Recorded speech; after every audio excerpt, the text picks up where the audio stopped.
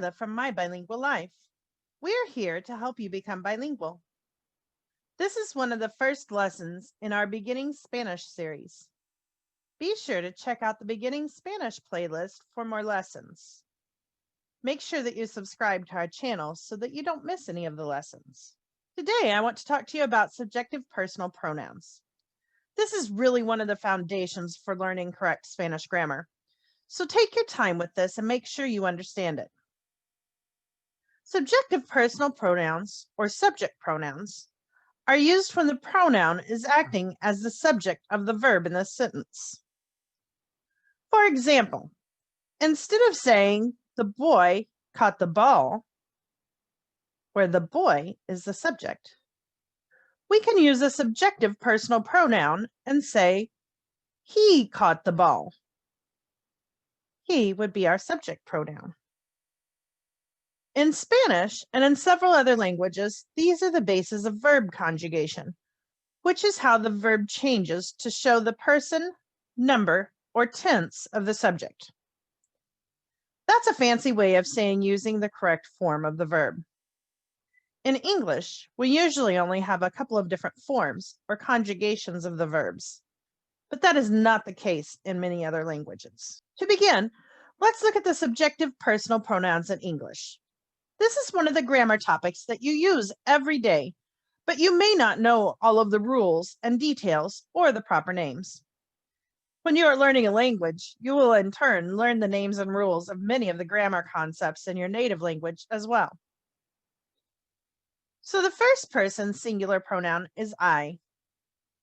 The first person plural pronoun is we. The second person singular pronoun is you. The second person plural pronoun is also you. If you live in the South, it's very common to hear y'all or y'all.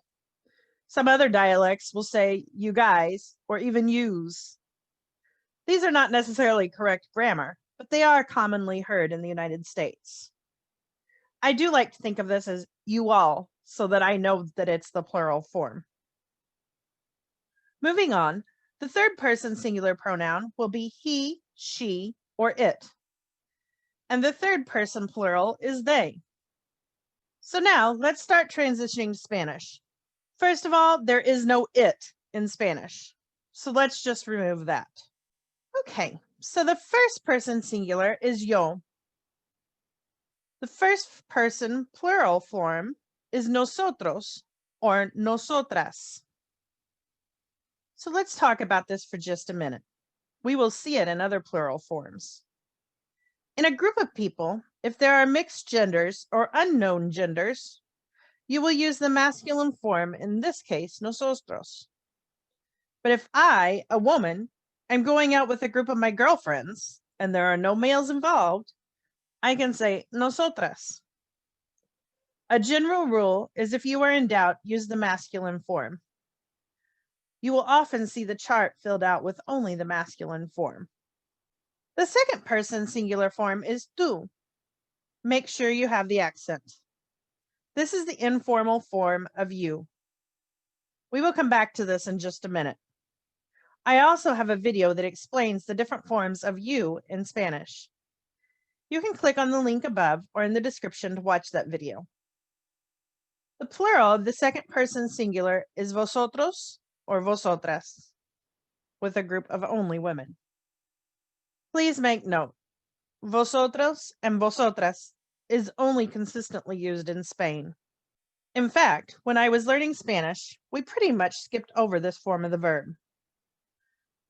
I personally will admit that I can understand this verb form, but often double check my spelling on the rare occasion that I need to use it in writing. The third person singular forms are él for he and ella for she. Please note, él needs to have an accent.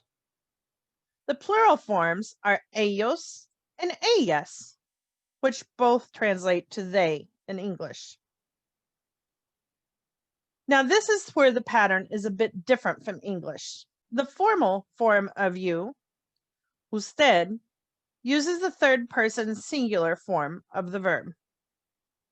Usted is often abbreviated as capital U-D with a period.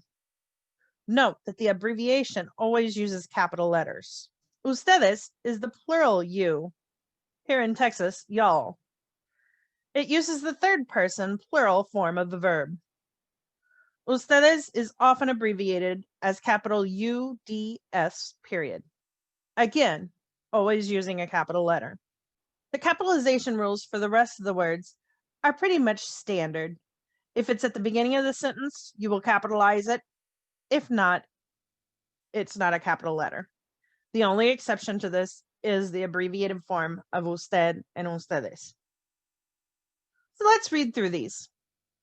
Yo, tú, él, ella, usted, nosotros, nosotras, vosotros, vosotras, ellos, ellas, ustedes. Let's try it one more time. A little faster this time. Yo, tú, él, ella, usted, nosotros, nosotras, vosotros, vosotras, ellos, ellas, ustedes. This is one of those things that you really need to know and know it well. It will be of great benefit if you pretty much memorize this chart just as it is. Start practicing it over and over. Yo, tú, él, ella, usted, nosotros, nosotras, vosotros, vosotras, ellos, ellas, ustedes. Practice it over and over. I use this same chart when I put together my verb conjugations. This helps to keep things a bit more organized in your mind, as one of the main difficulties for learning Spanish is using the correct verb conjugation. Review this video as often as needed until you know these words very well. When you have these down, you can move on to the regular present tense verb conjugations. Take your time with this, as it truly is a foundation for your Spanish learning. If you haven't already, please make sure to like this video and subscribe to the channel. If you click on the bell icon, YouTube will notify you when we upload new videos. You can also find us on Facebook, Instagram, and Pinterest as My Bilingual Life, or check out the website at www.mybilinguallife.com. Keep practicing these pronouns and be ready to use them when we start conjugating our verbs. Nos vemos!